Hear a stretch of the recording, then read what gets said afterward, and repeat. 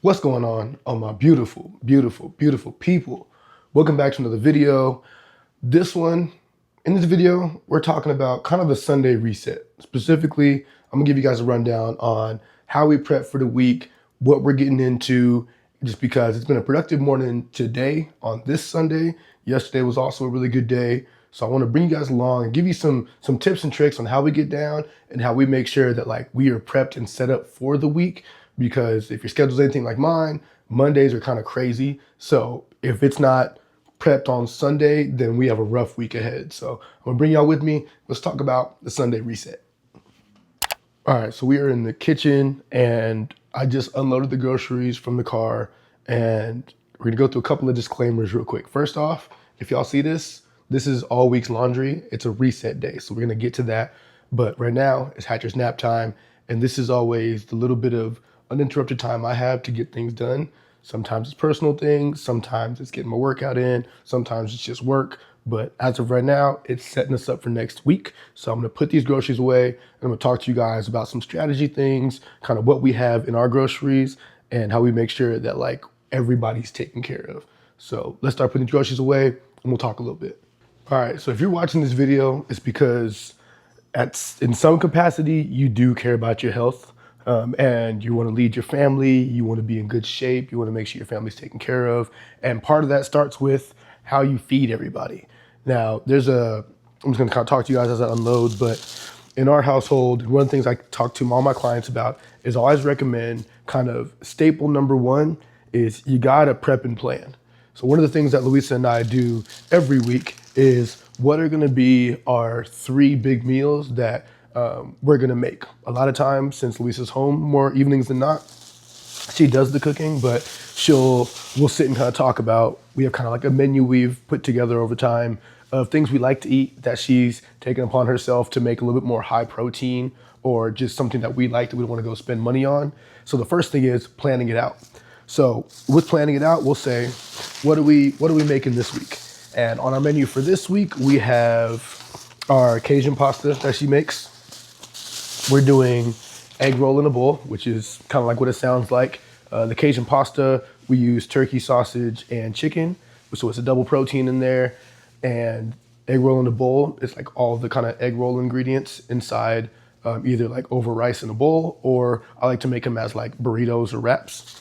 So those are 2. And then the third one, I believe, is we always do just some like 3 pounds of ground turkey meat as like taco meat, because it's really versatile. Sometimes we'll put it over rice, sometimes we'll put it over potatoes, sometimes we'll put it in like a taco salad. But that's normally the meal that I do, just because I'm not as well-versed and good at balancing Hatcher and being in the kitchen at the same time. So the evening that she goes into work, I'll normally do the taco meat. And we make enough to where it's dinner that night and then able to be lunch and then maybe another dinner the day after that. So those are our 3 meals. And if we make one today, then we're covered for tonight and tomorrow's lunch, maybe even tomorrow's dinner, or we'll make something else and this will carry over into a different lunch, a different day. So planning it out, those are our 3 meals. And then normally we grocery shop twice a week. So Sunday, we do a grocery list. This gets us to like Thursday. And then Thursday, we also do a grocery list to kind of get us through Sunday. So the biggest thing I can tell you guys, you got to plan out your meals. You got to make sure that you're on the same page and know that it's going to be something that is going to carry you guys over. If you're always just making like single meals, you're going to be cooking all the time. So making something that's big enough to last you a few days is going to be key as far as keeping something prepped. Speaking of prep, we don't meal prep, we ingredient prep. And what we mean by that is a lot of this stuff, we'll chop up all the vegetables that we got. We'll make sure we have the fruits that we need. If we need to make the proteins, we'll make sure that that's kind of pre-cooked the day before, or if it's just easily accessible, that way you're taking the chore of the 30 to 45 minutes of cooking and you're cutting it down to like 15 to 20, making it a lot easier for you to eat out of your own kitchen. Planning out your menu, what days you're cooking, what you're making, and then some form of prep is necessary if you want to be successful.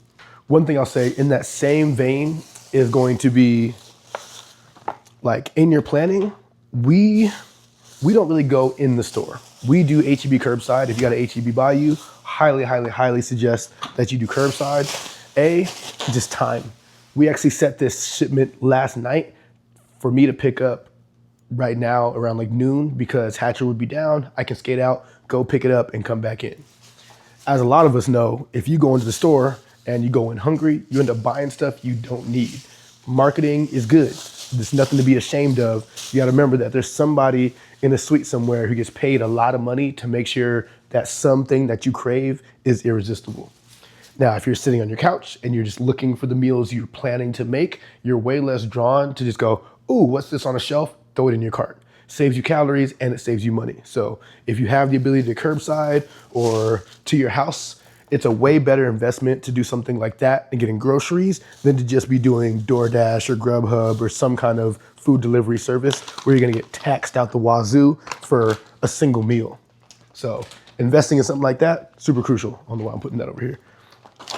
Also, while I'm unpacking these, I'm gonna try to make this like grouped into areas like proteins, carbs, this, that, and the third, just so that I can show you guys exactly what we get. I'm gonna be honest, we're not bodybuilders, but we are health-minded people. The way you grocery shop is gonna tailor to, helping you keep your health goals in mind. Another thing, as I mentioned, Louisa has taken it upon herself to take some of our favorite things and try to add some more protein where she can. Like the Cajun pasta, we try to use, a lot of our stuff is a Greek yogurt base instead of it just being like a dairy, like milk base or heavy whipping cream. And that's gonna help pull back on some fats and increase some protein. And if you're already in the fitness space, your palate adjusts a little bit and it becomes so much easier to eat these things and be like, oh, this is equally as good. And then when you go out to restaurants and eat it, you go, wow, this is actually super fatty or super salty or super oily. And it's a good switch. Does it take some time? Yeah, but this is your health we're talking about. So you wanna be making these changes incrementally just to make sure that you're making yourself healthier. All right, let me make this look nice real quick. And this is one of the rules I teach, or guidelines or things I try to help people out with, is telling people to think protein first. I'm on the side of coaching where I want to add in what we need to, and if you add in what you need to, you end up subtracting what you don't. To give you, for example of that is, I had a coaching session last week where somebody was talking about how they traveled and this happened and that happened, and they had cake and these other things, and they were like upset because their weight went up. And I was saying, well, you know why your weight went up, because you weren't eating how you're supposed to eat. And they're like, well, what am I supposed to do? And this, that, and the third, this, that, and the third. Like, I'm supposed to just not eat cupcakes, not eat cake, and not eat these things, and not do that. Do you hear yourself speak? The way you're saying, not this, don't do this, all these negatives is not gonna make you want to be a healthier person. The way you speak about these things is gonna make a huge difference on the way your mind comprehends this whole process.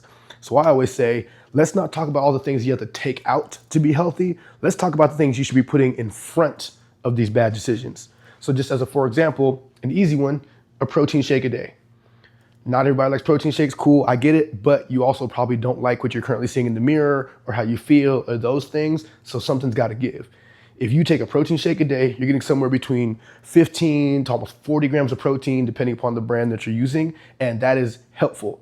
If you do that a day, the more protein you have in your system, the more satiated you're gonna be. Not only satiated, but you won't even have room for those bad things. Or just have a high protein meal. The example of my client that I was coaching is, she was saying that they went to a birthday party. She's like, am I just not supposed to have cake? And I said, let's not talk about the cake. What was breakfast and lunch? Oh, I skipped breakfast. I did whatever for lunch. There's your problem. I don't need you taking away the cake. I need you having a good breakfast, having some protein before then so that you're satiated and you're less likely to pig out on cake. Let's put some protein in front of all that sugar, because that's also gonna help your body process a lot of that better. You eat protein, you build muscle, your muscle can help you break down a lot of those sugars that you consume. So that's what I'm saying. Never did I say don't have cake. I'm saying put the good habits first. Be protein first minded so that your body gets what it needs instead of just cramming it full of carbs and sugar. There's another tip for you guys. All right, let me grab this camera and I'll show you what the loadout is here. All right, y'all, this is what we got. So starting with proteins, as I mentioned, our meals are some taco meat this week. It is our Cajun pasta, as well as egg roll in a bowl. So we've got 3 of these mild premium turkey sausages. These are a pound each, so 3 pounds of ground turkey. That's gonna be, or turkey sausage, that's gonna be for egg roll in a bowl. That mixes in with our shredded cabbage and our matchstick carrots.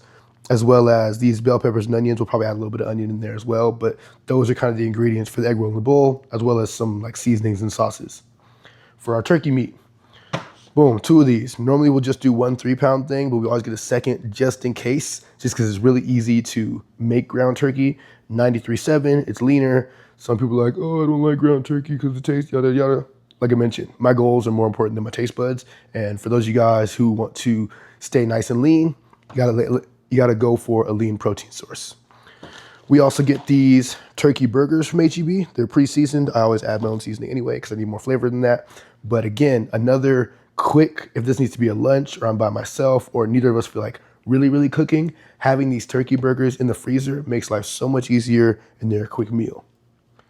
Now right here, Hatcher's got a protein allergy, so normally we do these Impossible nuggets and he likes these. We're trying out these Impossible corn dogs, but Hatcher consistently, if he eats animal protein outside of like eggs and yogurt, he ends up throwing up and it's like terrible. So we don't want to mess up his stomach. We think he'll end up growing out of it eventually. Once he gets a little bit older, we're gonna get him allergy tested. But until then, we do a lot of these Impossible things. He's got some veggie tots that we do as well. And anytime we do noodles, we do chickpea noodles. Just a little bit more protein, not a whole lot.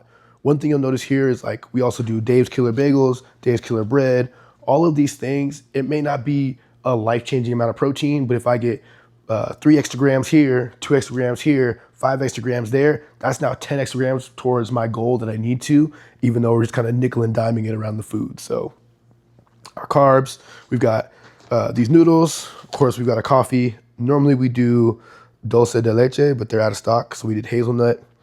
Drizzlicious for the sweet tooth. They're like quinoa puffs, but as you see, 90 calories for 21 pieces. Another pro tip about your snacks. Do not eat out of the bag because you will sit there and just mindlessly eat and eat and eat. Take what your snack is, put a serving size in a container. Obviously, if you weigh it out, you'll be the most accurate, but if you're not somebody who likes to weigh out food, if you put it in a small container, you get to an end.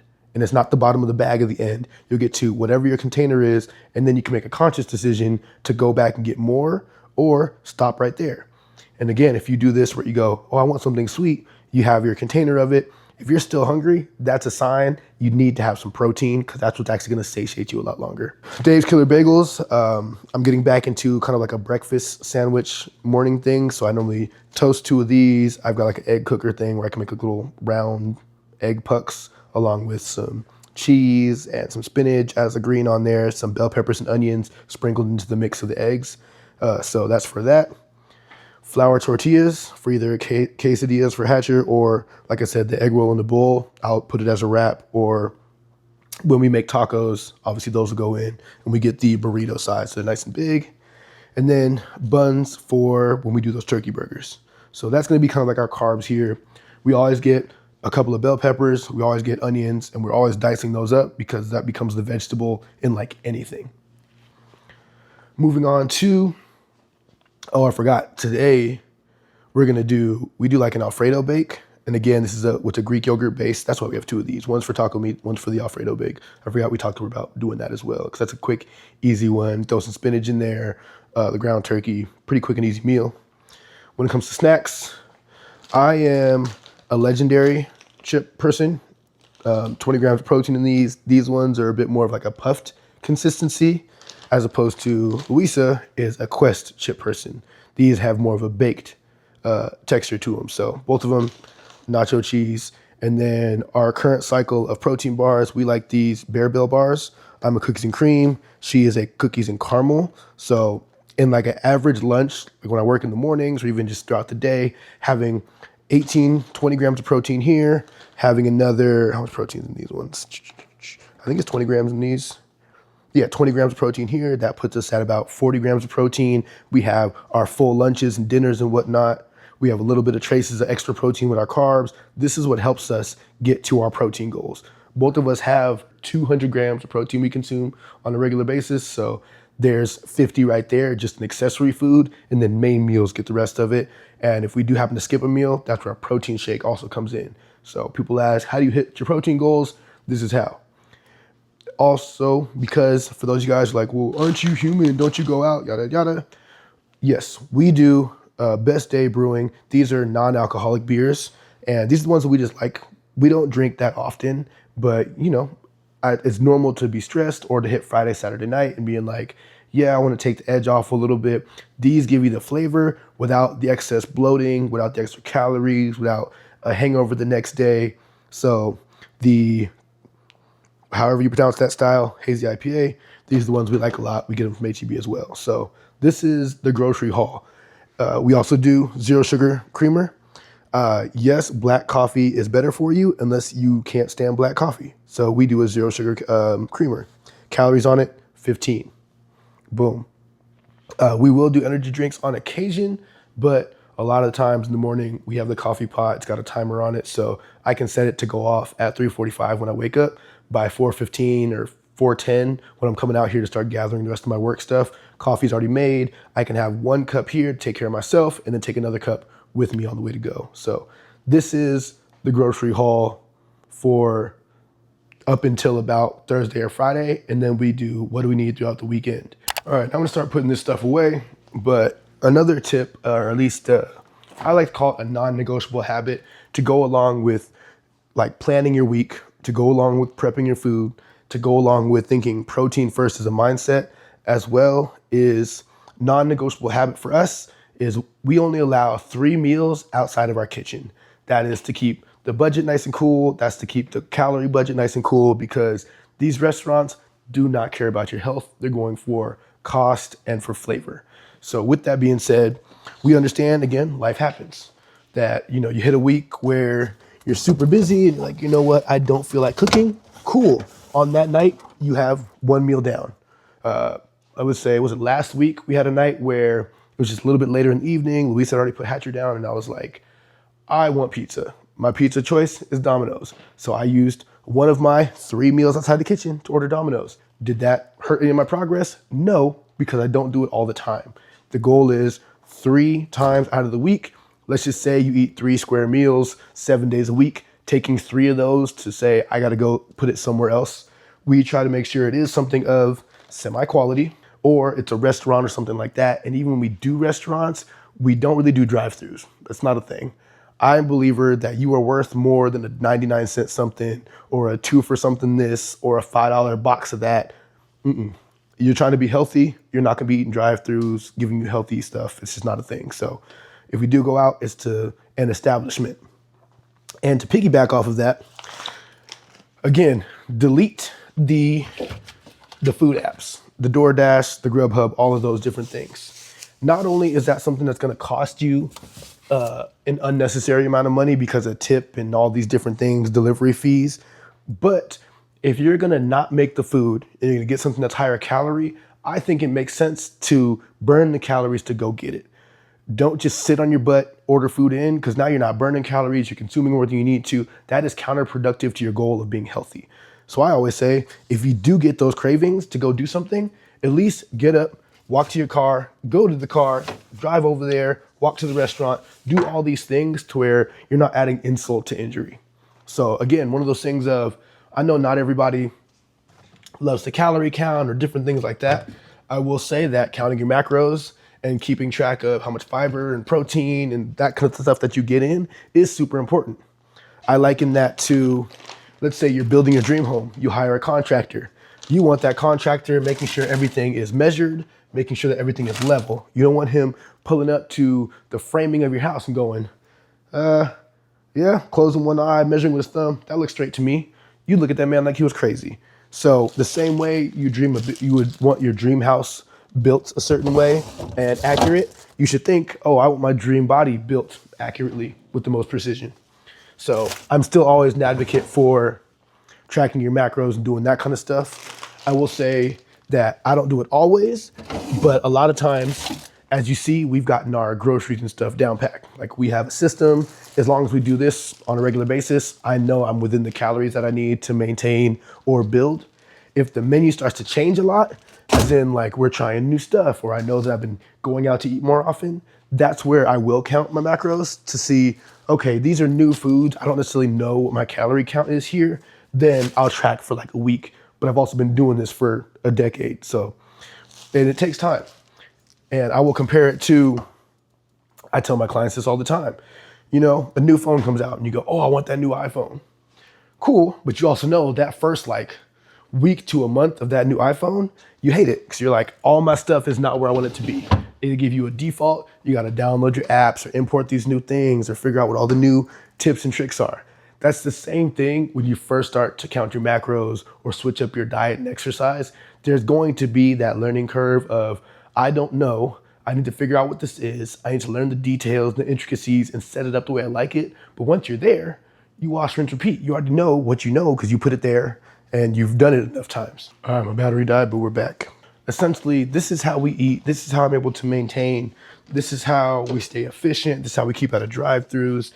As I mentioned, a big thing that is huge if you're trying to change around your life or get your health in order is you gotta have a standard.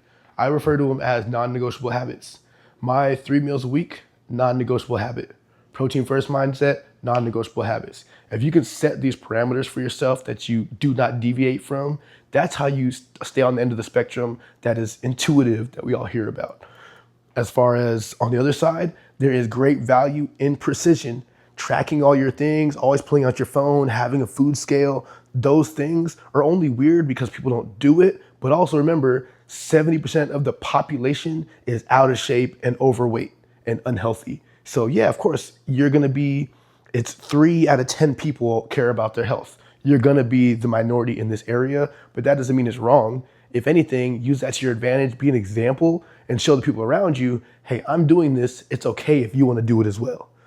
I have clients who talk about, oh, coming into a program, I'm the only person who eats like this. I feel like I'm making 2 meals. That's only temporary. At some point, if you know how to cook or if your family is the lazy or out of shape like you say that they are, eventually you're gonna make your meal and they're gonna start having your meal preps because it's there and it's convenient. It's not because they don't wanna eat it, they don't wanna do the work. Somebody has to be the person to put their foot down and be the we have food at home parent or we have food at home partner. A good example of that, I have a couple who goes to my gym. She is not on a program. She just hits our classes and things. He is on the program. The very first check-in of the program that he was on, he comes in and on our programs, I have you track your food, whether you're just taking a picture of it so I can see what you're eating or full macros. He hadn't tracked anything. The only thing I saw on his calendar of tracking was the day I showed him how to track his food. I go in here and he goes, yeah, I'm here to do my weigh-in, yada, yada. I said, for what? He said, what do you mean? And I had to pull back for a second and I said, you know what, dude? Do you want nice Coach Mack or do you want real Coach Mack? He goes, give it to me real. I said, why would I have you hop on the scale when you haven't done a single thing I told you to do? And I can see you got taken back a little bit. I was like, I talked to you about tracking your food. You haven't tracked anything. I know you say you've been thinking better and staying away from bad things, but that's not what you're here for. You invested in this program to get it right and have somebody assist you. And I told you when we did your whole intake that this is what I need to help you be successful. So, oh, well, can I just hop on the scale anyway? No, you didn't hold up your part of the bargain. Why would I, even if you are a little bit down, I'm not going to give you the satisfaction of being like, I can outwork a bad diet. That's not a thing. Yes, could you lose initial 1 to 5 pounds or even 10 pounds, depending upon your size, just by starting to move? But I refer to that as your lazy layer because you've gone from doing nothing, exercise or diet-wise, to now your first week, you are doing something. You've essentially kicked up a bunch of dust in your habits and your body goes, oh shoot, we're moving now, we're eating healthy now. I need to get rid of this lazy weight. And then it slows down from there. But again, my job as a coach is to hold you accountable. So I'm not gonna sit here and be like, oh yeah, you didn't do anything I told you to do, let me reward you. Let me show you progress that isn't real. I said, go on, track your food, do what I asked you to do, we'll visit this again next week, and then we'll get on this InBody, we'll see what your composition looks like. You know what happened? Boom, every single day he was tracking his food. So when check-in time came, we hopped on InBody, great, amazing numbers. I said, now we can move forward. I'm not gonna reward you for not putting in the work because all of a sudden, if I don't hold you accountable from the jump, when you get to the end of this program and you didn't do any of those things, you're gonna go, oh, this was a waste of money, this coaching doesn't work. No, you didn't work. It makes a difference. So if you're a coach watching this, Accountability is necessary. As much as your clients are gonna maybe complain or I don't know how to do this or it's difficult, it does not matter. Being healthy does require you to gain some skills, and it's our jobs as coaches. You're paying us to help you get to a destination. We know how this destination gets there. You can't just say, I hired a coach and change nothing in your life and be like, oh, because I hired a coach but I didn't change any of my habits, I'm gonna get to where I wanna be. It don't work like that. Food's put away. I'm gonna crack open one of these Best Day Brewings. We're gonna start getting going on this laundry and stuff. This is a Sunday reset, so laundry's gotta be done. As you see, food's put away. Once Louisa wakes up, we'll figure out what we're making for today, how we're planning out the rest of the week. They opened up a brand new park right around the neighborhood, so we're gonna go check that out with Hatcher to get some energy out, get outside. We're gonna meet up with some friends and go do that because you need to move your body, even on the weekends. Although I'm not doing an official workout, this is what we call active rest. Get some steps in, spend some time. Don't be afraid to get your heart rate up doing other things. That's the meal part, the nutrition part of today's Sunday reset. I'm gonna sit down for just a second now that I've got this stuff put away. And then, yeah, we'll have a fun afternoon once nap time is over. As always, I love you guys. Be the best you because the world needs that. And then use the link in the description, pick up the LifesAthlete Blueprint, 5 habits that you can start to do to increase your quality of life. And they're a simple 5, but if you can do them on a regular basis, I promise you, you'll start to level up. And then when you're ready to actually make an investment, come holler at me because I got some things in the pipeline. And if you're trying to level up with me, I'm your guy. Yeah, have a good weekend, you guys. I will see you in the next video. This is Mac, and I'm out.